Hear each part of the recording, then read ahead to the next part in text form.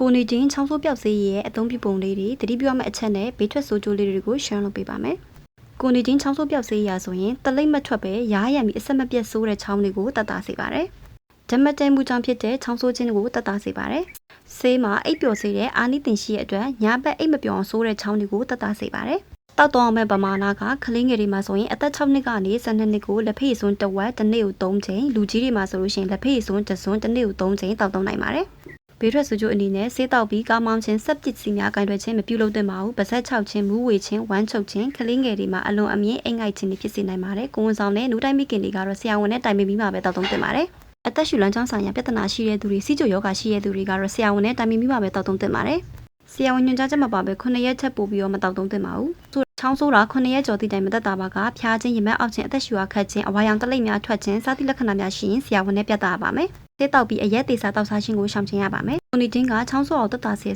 ဖြစ်တော့လည်းမိသည့်ဆေးဝါးမျိုးဆရာဝန်ညွှန်ကြားချက်ဖြစ်တာတောက်သုံးသင့်ပါတယ်။အားလုံးပဲကျေးဇူးများတင်ပါတယ်